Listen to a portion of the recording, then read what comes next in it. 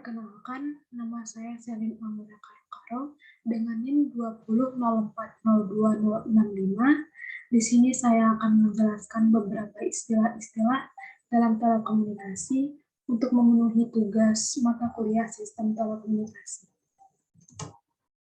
Masuk ke istilah yang pertama, yaitu sinyal, merupakan suatu isyarat untuk melanjutkan atau meneruskan suatu kegiatan. Biasanya sinyal ini berbentuk tanda-tanda, lampu-lampu, suara-suara, dan lain-lain. Dalam istilah teknik elektro, teknik informasi, dan teknik kendali, sinyal artinya besaran yang berubah dalam waktu dan atau dalam ruangan dan membawa suatu informasi. Sinyal di sini biasanya berupa sinyal elektrik. Sinyal terbagi menjadi dua, yaitu sinyal analog dan sinyal digital. Untuk sinyal analog, yaitu merupakan sinyal kontinu yang mempunyai puncak positif dan puncak negatif, di mana karakteristik dari sinyal tersebut akan berubah-ubah sesuai dengan informasi yang dibawanya. Karakteristik yang akan berubah-ubah adalah amplitudo dan frekuensi. Pada umumnya, sinyal analog digambarkan dalam bentuk gelombang sinus, di mana mempunyai 3 variabel, yaitu yang pertama amplitudo, yang merupakan menggambarkan tinggi gelombang, yang kedua frekuensi, di mana merupakan jumlah gelombang yang dihasilkan dalam hitungan detik, dan kemudian fasa, yang dimana merupakan besarnya sudut yang terbentuk pada gelombang.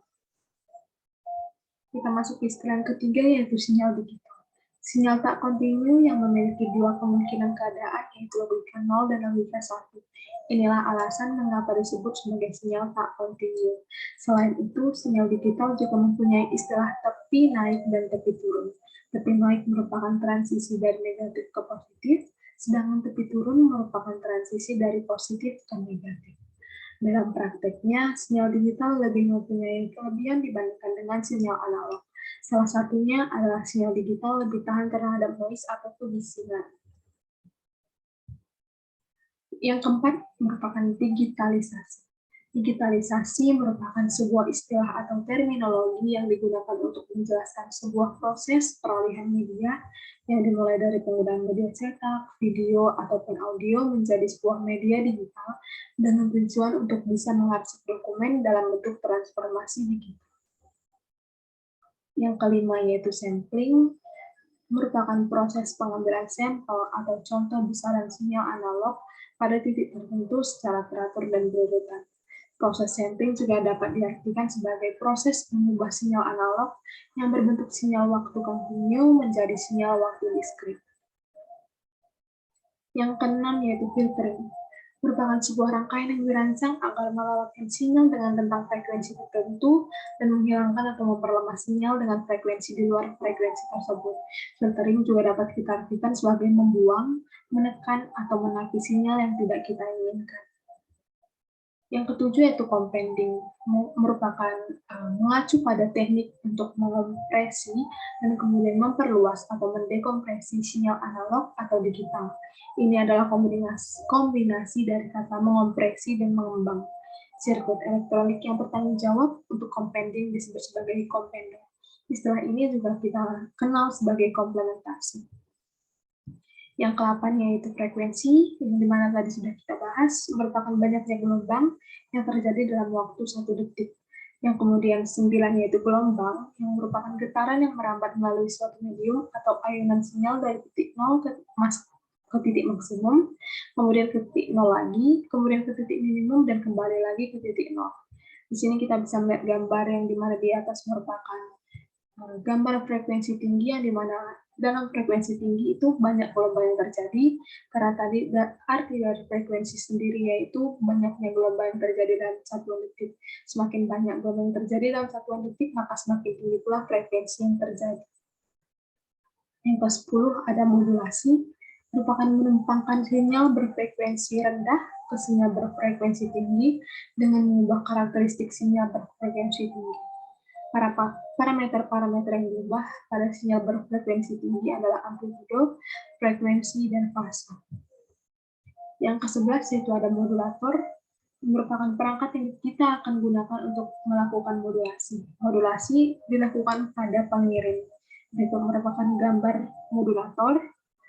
Kemudian kita masuk ke yang 12 yaitu antena. Antena merupakan komponen yang dirancang untuk bisa memancarkan dan atau menerima gelombang elektromagnetik radio. Energi listrik dari antena pemancar dikonversi menjadi gelombang elektromagnetik, lalu oleh sebuah antena gelombang tersebut dipancarkan menuju udara bebas. Fungsi antena yang pertama yakni sebagai konverter atau suatu alat yang mampu mengubah sinyal. Suatu sinyal listrik pada perangkat tertentu dapat diubah ke dalam bentuk sinyal elektromagnetik ataupun sebaliknya. Yang ke-13 yaitu bandwidth atau biasa disebut luas pita, merupakan luas atau lebar cakupan frekuensi yang digunakan oleh sinyal dalam medium transmisi. Dalam kerangka ini, bandwidth dapat diartikan sebagai perbedaan antara komponen sinyal frekuensi tinggi dan sinyal frekuensi rendah. Kemudian ada base transceiver station, merupakan teknologi yang kita artikan sebagai secara simpel yaitu memiliki arti stasiun pemancar. Sebagai stasiun pemancar, berfungsi mengirim dan menerima sinyal radio dari dan atau ke berbagai perangkat komunikasi seperti telepon, komputer pribadi, komputer, dan lain-lain. Kemudian yang ke-15 yaitu modulasi frekuensi atau FM, merupakan sebuah pembawa gelombang sinus dapat dimodifikasi untuk tujuan mengirimkan informasi dari satu tempat ke tempat lain dengan mengubah-ubah frekuensi.